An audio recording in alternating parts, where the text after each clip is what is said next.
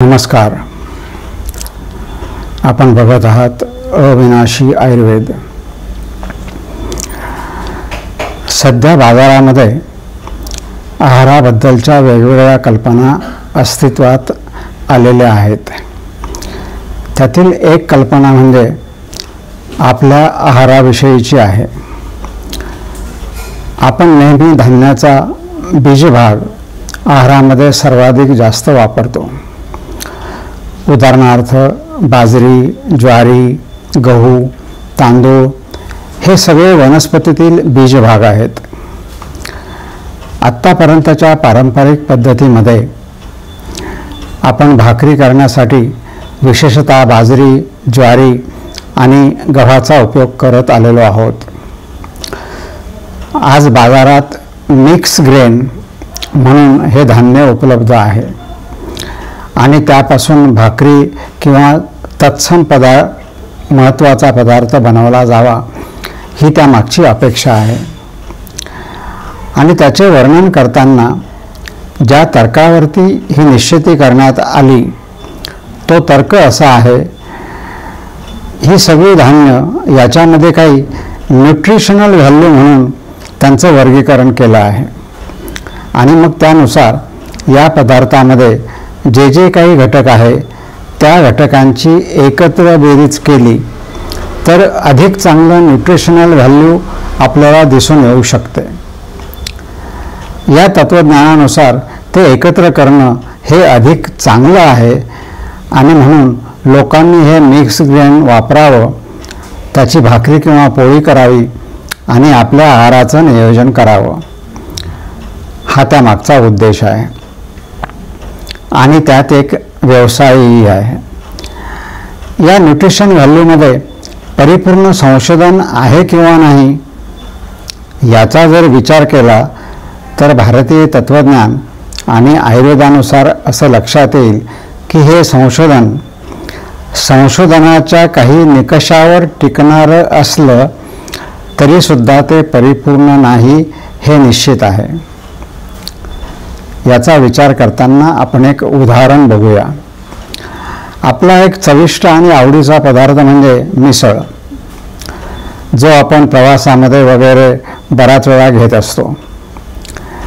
काही दशकापूर्वी एका संशोधकाने असा मुद्दा मांडला की या मिसळमध्ये जे पदार्थ आहेत त्यामध्ये फरसाण असेल, मटकी असेल, पोहे असतील, आणखीन काही पदार्थ असतील, या सर्व पदार्थांचे न्यूट्रिशनल व्हॅल्यू जर काढली तर सर्व प्रकारचे घटक या मिसळमध्ये उपलब्ध आहेत आणि म्हणून मिसळ हा पदार्थ एक उत्तम खाद्यपदार्थ आहे जो शरीराच्या सर्व घटकांचं पोषण करू शकतो.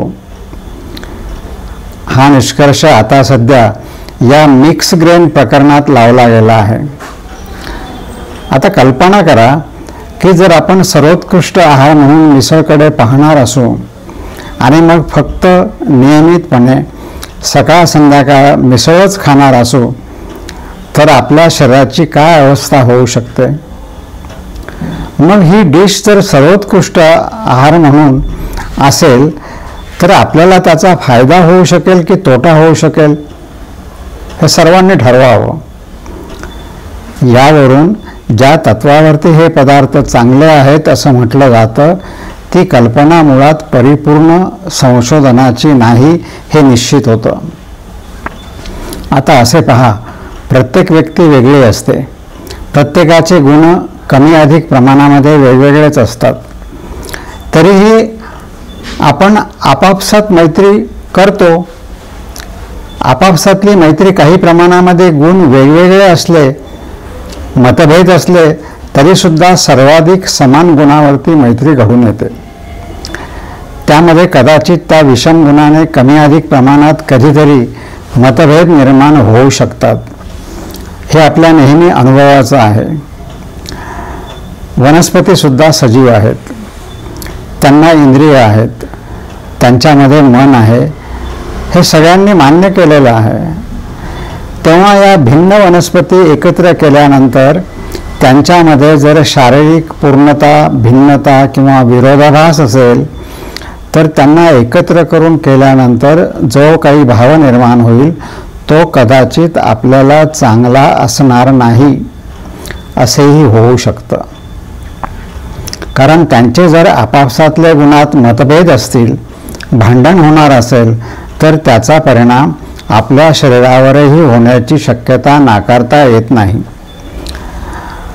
गुणात समानता असेल तेवढा मोठा प्रश्न येणार नाही, पण जर विषमता असेल तर त्याचा सावकाश परिणाम हळूहळू वर्षानुवर्ष होत राहण्याची शक्यता सर्वाधिक जास्त आहे.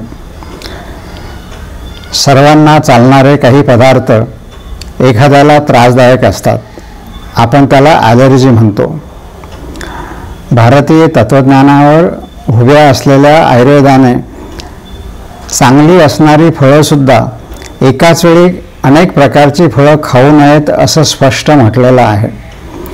त्याचं कारण आहे, या फळामध्ये जर कमी अधिक प्रमाणामध्ये वेगवेगळे भाव असतील तर त्यातून निर्माण होणारा हा भाव आपल्याला सुखकर होईलच असं नाही, आणि ही गोष्ट प्रत्येक वेळी घडेल असं नाही, सावकाशही घडू शकते.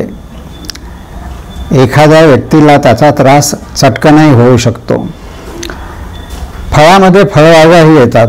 याचाच अर्थ या तत्वाचा विचार करून अनेक प्रकारच्या भाज्या एकत्र करायला नकोत, अनेक प्रकारची धान्य एकत्र करायला नकोत, आणि मग आपल्याला जर एकच पदार्थ घेता आला तर तो शरीराला कुठल्याही प्रकारचा अपाय न करता शरीराला समतोल करण्याचा प्रयत्न करू शकतो.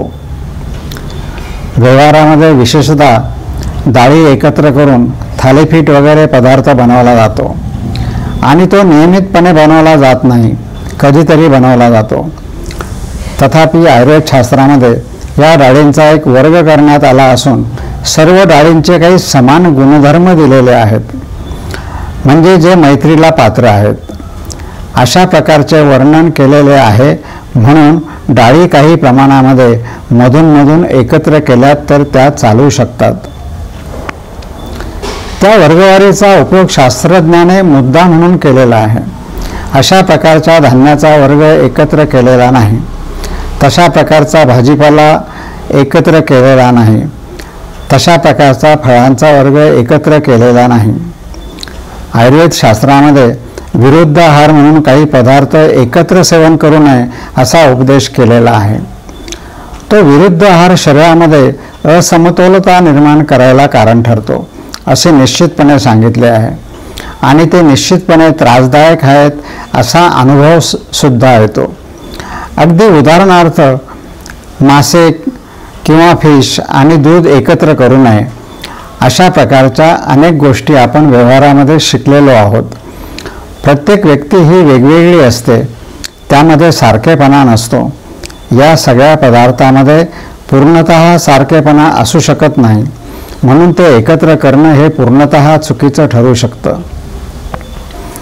आयुर्वेद शास्त्राने केलेल्या वर्गीकरणात भारतीय तत्त्वज्ञानात आहाराचं सात्विक, राजस आणि तामस असं वर्गीकरण केलं आहे, आणि या वर्गीकरणाच्या गुणानुसार आपण सर्वाधिक आहार सात्विक घेणे आवश्यक आहे.